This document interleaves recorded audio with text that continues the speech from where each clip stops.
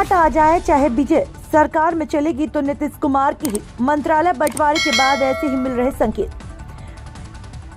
बिहार में नीतीश कुमार की नई सरकार में मंत्रियों के बीच विभागों का बंटवारा हो गया। काफी खींचतान के बाद भी सीएम नीतीश कुमार ने गृह मंत्रालय अपने पास ही रखा। हालांकि वित्त, स्वास्थ्य जैसे विभाग बीजेपी के कोटे में गया। विभागों का बंटवारा देखकर ऐसा लगता है जैसे एक बार फिर से सरकार चलाने में सीएम नीतीश कुमार की चली है। बिहार में डबल इंजन की सरकार को लेकर भले यह कहा जा रहा है कि इस बार बीजेपी ज्यादा समझौते की मूड में नहीं है। दो टकराने वाले डिप्टी सीएम देकर बीजेपी नेतृत्व ने नीतीश कुमार पर अप्रोक्ष रूप से शिकंजा कसने की तैयारी कर ली है।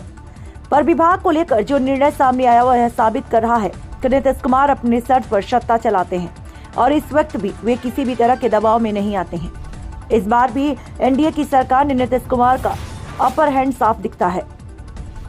मुख्यमंत्री की कुर्सी भी हथियाई, जबकि बीजेपी के सूत्र यह कहते नहीं थकते इस बार जेडीयू बीजेपी के साथ सरकार बनाती है तो ड्राइविंग सीट पर बीजेपी होगी, पर यह नहीं हुआ। बीजेपी की ओर से एक और जंग की शुरुआत हुई।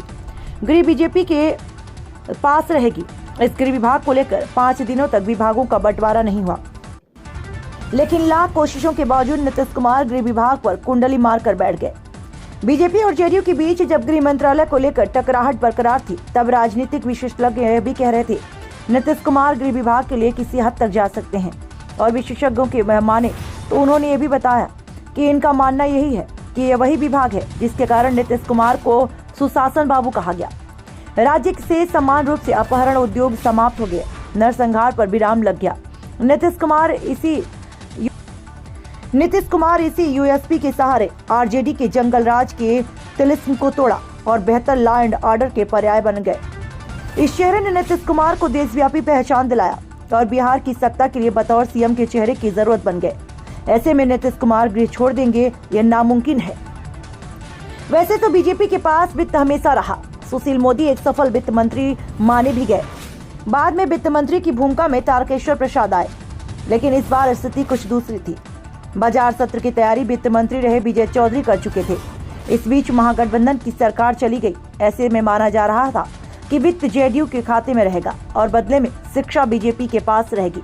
पर बीजेपी ने वित्त विभाग को प्राथमिकता दी और डिप्टी सीएम सम्राट चौधरी वित्त देखेंगे। संपूर्ण पब्लिक न्यूज की हर पहली खबर को देखने के लिए जुड़े रहिए हमारे साथ और साथ ही साथ चैनल को सब्सक्राइब करना और बेल में जाकर ऑल सेलेक्ट करना ना भूलें, ताकि हमारे संपूर्ण पब्लिक न्यूज की हर पहली खबर आप तक सबसे पहले पहुंचे।